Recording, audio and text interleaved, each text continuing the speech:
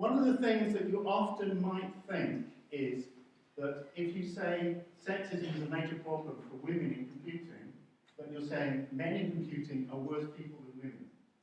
Okay? And absolutely, I'm not saying that. Okay? I don't want to be completely clear. Let's assume no gender difference in sexism. This is a thought experiment. Let's assume no gender difference. And let's say 20% of people, men and women, act like jerks to members of the opposite sex. We're going to see, I'm going to assume that 20% of the CS population is women, okay, for the sake of argument.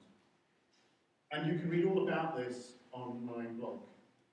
So I wrote a blog post about this. And who's Karen Petrie? This is named after Karen Petrie by me. I named it, but she invented it, that's why I named it after her. Strange logic. She's a senior lecturer in computer science at Dundee. She is a CS graduate at St Andrews. She did her degree here. And in case you're wondering, is she a kind of geeky person at all? Let's check. That's her wedding. That's her on her wedding day. That's half of her wedding cake, and that's the other half of her wedding cake.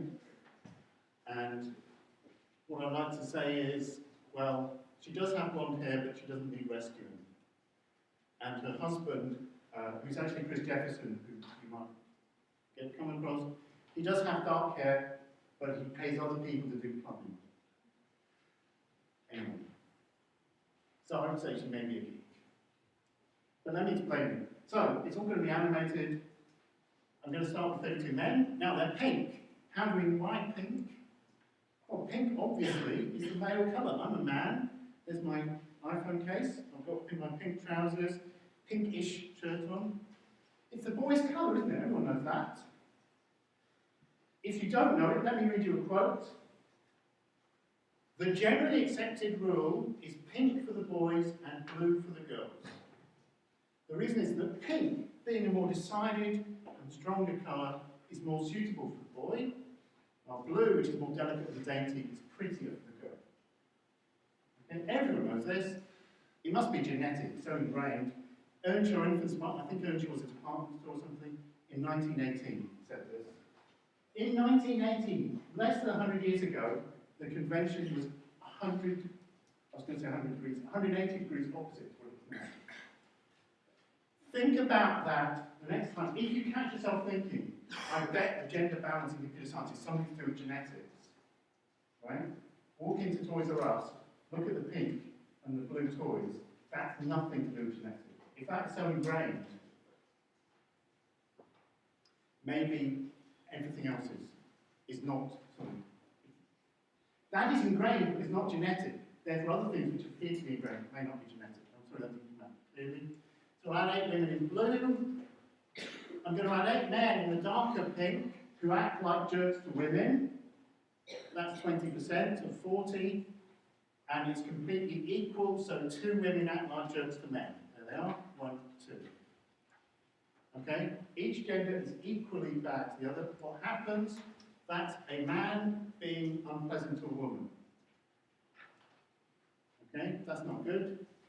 There's a woman being unpleasant to a man. That is also not good. There's no difference in the unpleasantness. Now we're just going to watch this beautiful animation, I want to say, produced by me. Okay? That's how good it is. And these are just arrows. What you might notice is some of the women are getting a lot of hits, right?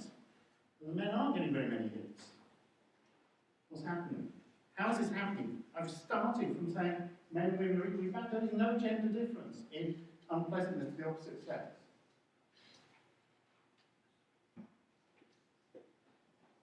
I've got an animation in a minute. Oh, look at that. Right.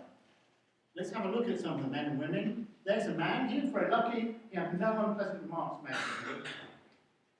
But that's also the typical experience of men, is to get 0 unpleasant remarks. There is one very unlucky guy who gets 3. That's really bad, and that's not acceptable. And that woman should not have done it. Let's have a look at the very luckiest woman who got the least remarks. 4. 1, 2, 3, 4. That's her there. 1, 2, 3, 4. The unluckiest man experiences less sexism than the luckiest woman. and there is no gender difference in sexism. Okay? On average, each man gets 0.35 bad experiences, and each woman gets 5.6. So that's 16 times as many, because the ratio between men and women is 4:1, and the ratio of bad experiences is the square, so that's 16:1. And the simple maths. I'm not saying this is an accurate reflection of reality, but it does tell you something very, very interesting. With women underrepresented, women experience an amazing disparity of sexism with no assumption that men are worse. So if I'm attacking sexism in CS, which I definitely am, I'm not saying that men are worse than women in terms of sexism. I'm just saying, because there are fewer women, we've got to be careful. What can we do? And I mean everybody in computer science, men, women, everybody. What can we do about this? Well, we're not going to change the gender balance today. We can make CS a much nicer place for women to be and for everybody to be by reducing sexism. And there are 3 simple things you can do whether you're a man or a woman. 1, don't be a jerk to women in CS. Don't use sexist language. And the 3rd one, understand that it's not you who decides if you're being one or two. Okay, I'm going to come back to that one. The first 2 are pretty easy. Really important, I've been talking about women this whole talk, and balance and gender. Don't be a jerk to anyone in computer science.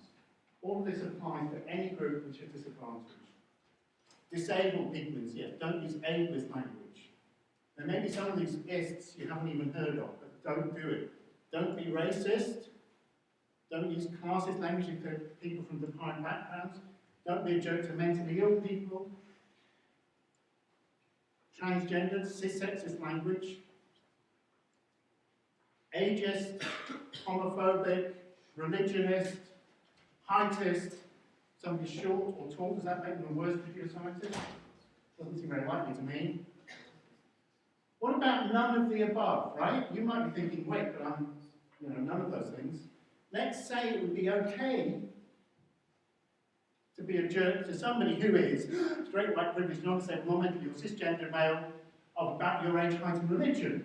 Well, it's not okay to be a jerk to them, obviously. But how do you know he's all of those things? Look at me, right? Okay, I know I've kept my youthful good looks and everything. Thanks for not laughing. I'm obviously older than you. Did you know I'm on antidepressants? Probably not. I've got a blog about that called Depression Academics. So you might be making some remark about, oh, keep taking the tablets, and maybe somebody is taking tablets and thinks you're getting at them. That's not acceptable. I'm just going to return to women only because it's easier to talk specifically than generally, so I'm going to come back to talk about women. Don't be a jerk to women. This is really, really simple. Do not be a jerk. Unfortunately, being a jerk to women is very widespread. I'm not going to give you examples because it would take too long.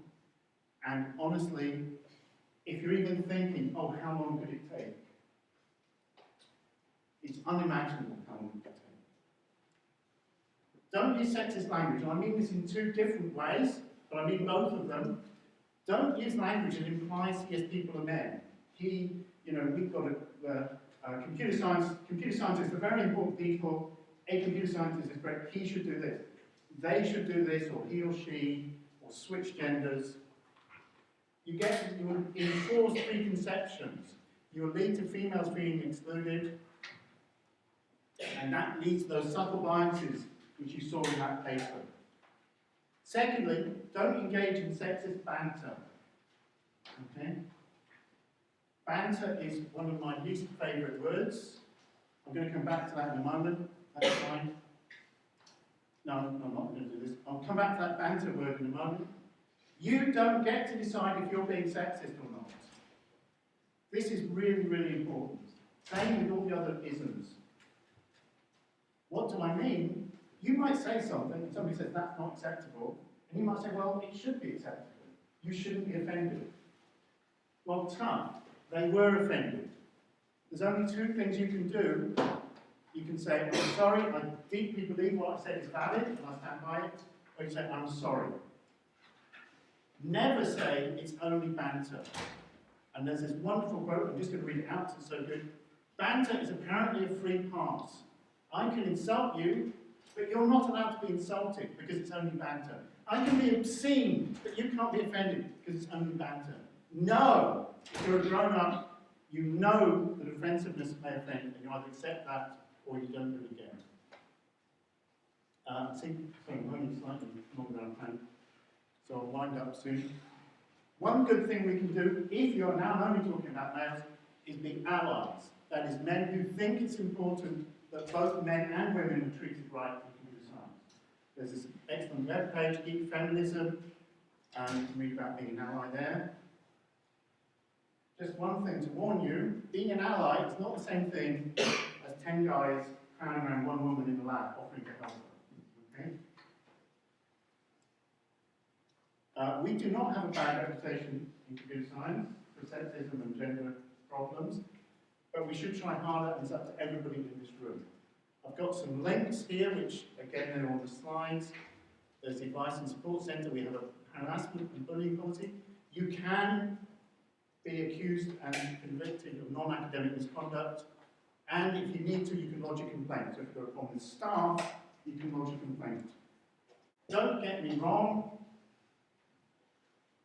I don't care if you're advantaged or disadvantaged, privileged, disadvantaged, man, woman, disabled, not disabled. I want you to have an amazing time at Andrews. I believe you can get a first. I want you to have an amazing career, whether you stay in computing or leave it. And I want the same for every member of every group. And I think it's up to all of us to work towards nobody being disadvantaged because of their background or group